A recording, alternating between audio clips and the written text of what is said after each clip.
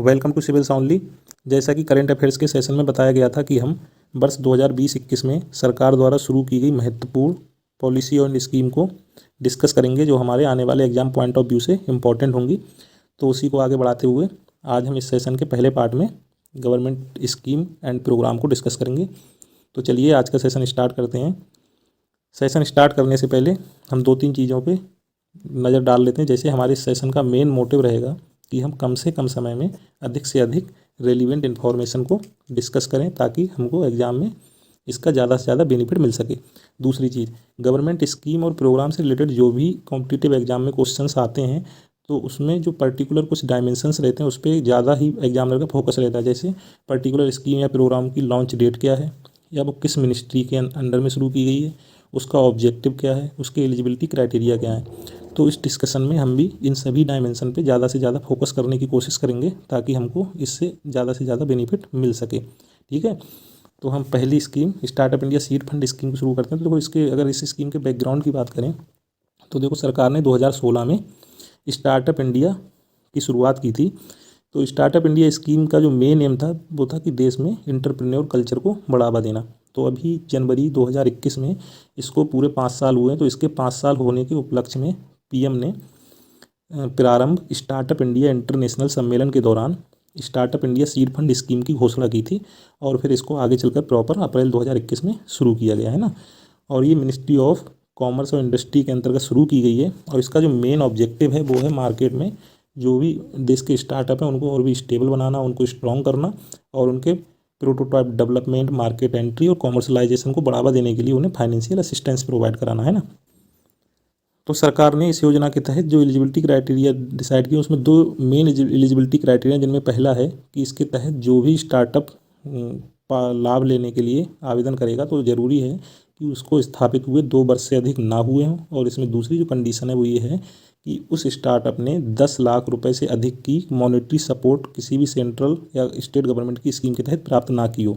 ठीक है, तो ये हमारे इससे रिलेटेड इंपॉर्टेंट फैक्ट हो गए। अब चलिए नेक्स्ट स्कीम पे चलते हैं। हमारी नेक्स्ट स्कीम है उज्ज्वला 2.0 है ना। तो इसके अगर बैकग्राउंड को देखें तो सरकार ने मई 2016 में उत्तर प्रदेश के बलिया से उज्ज्वला योजना की शुरुआत की थी और जिसका मेन एम था कि जो रूरल एरिया है उसमें एलपीजी कनेक्शन को पहुंचाना ताकि जो जीवाश्म ईंधन या फिर लकड़ी जैसे जो ईंधन है इनको जलाने से जो ग्रामीण क्षेत्रों में सांस श्वसन संबंधित जो बीमारियां हो जाती हैं महिलाओं को, उनसे उन्हें छुटकारा दिलाया जा सके। तो सरकार के आंकड़ों के अनुसार सितंबर 2019 तक इस योजना के तहत, मतलब जो पहले से योजना चली आ रही थी उज्ज्वला योजना, उसके तहत 8 करोड़ एलपीजी कनेक्शन का वितरण कर दिया गया था। लेकिन अभी क्या है, देखो हाल ही में जैसे कोविड का ये जो अभी फेज चल रहा है तो इसमें क्या हुआ कि जो माइग्रेंट वर्कर्स हैं या माइग्रेंट हाउस होल्ड हैं इनको काफ़ी समस्याओं का सामना करना पड़ा। तो सरकार ने इस चीज़ को भी मद्देनज़र रखते हुए अभी क्या किया, अगस्त 2021 में इस योजना का और भी एक्सटेंशन करते हुए इसको दोबारा से शुरू किया है ना, उज्ज्वला 2.0 के नाम से। और इसमें इस बार क्या किया गया है, जो भी माइग्रेंट हाउस होल्ड हैं उन पर ज़्यादा ही फोकस किया गया है इस योजना में। तो इसमें जो मिनिस्ट्री है इसकी वो है पेट्रोलियम और नेचुरल गैस, और जो मेन ऑब्जेक्टिव है वो है ग्रामीण क्षेत्रों में एलपीजी कनेक्शन को पहुँचाना। अब इसके एलिजिबिलिटी क्राइटेरिया को देख लेते हैं। तो इसमें जो मेन एलिजिबिलिटी क्राइटेरिया गवर्नमेंट ने डिसाइड किए उनमें पहला है कि जो भी इसके अंतर्गत पात्र होगी, पहली बात तो इसमें केवल महिला ही पात्र हो सकती हैं और ऐसी महिला पात्र होंगी जिनकी एज 18 वर्ष या उससे अधिक हो। ठीक है, और इसमें दूसरा जो एलिजिबिलिटी क्राइटेरिया वो ये है कि जो महिला इसके तहत लाभ लेगी तो उनका उस परिवार में कोई भी दूसरा एलपीजी कनेक्शन नहीं होना चाहिए। और तीसरा जो इसमें एलिजिबिलिटी क्राइटेरिया वो है पर्टिकुलर जो भी इसमें वुमेन जो बेनिफिशरी महिलाएं रहेंगी वो SC ST समुदाय से होनी चाहिए या फिर प्रधानमंत्री आवास योजना ग्रामीण या मोस्ट बैकवर्ड क्लासेस या फिर अंत्योदय अन्य योजना से रिलेटेड लाभार्थी ही होने चाहिए। ठीक है, इन पर ज़्यादा ही फोकस किया गया है। स्कीम है डी पोषण मिशन। हाल ही में सरकार ने डी पोषण मिशन की शुरुआत की है। इस डी पोषण मिशन का जो मेन एम है वो यही है कि देश में ब्लू इकॉनमी इनिशिएटिव्स को बढ़ावा देना। इस योजना को जो शुरू किया गया था, अप्रूव किया गया गवर्नमेंट द्वारा, वो जून 2021 में किया गया है और ये पृथ्वी विज्ञान मंत्रालय की पहल है। यह मिशन 6 मेन कंपोनेंट पर आधारित है ना। इसके अंतर्गत 6 मेन कंपोनेंट शामिल किए गए, जिनमें पहला कंपोनेंट है कि गहन सागरीय खनन और मैंड सबमर्सिबल के लिए टेक्नोलॉजी का विकास करना। दूसरे इसमें कंपोनेंट है कि महासागरीय जलवायु परिवर्तन एडवाइजरी सर्विस को विकसित करना। ठीक है। तीसरा इसमें कंपोनेंट है कि गहन सागरीय जैव विविधता के अन्वेषण एवं संरक्षण के लिए तकनीकी नवाचार को विकसित करना। और फिर चौथा इसका जो कंपोनेंट है वो ओशियन सर्वे और एक्सप्लोरेशन को बढ़ावा देना।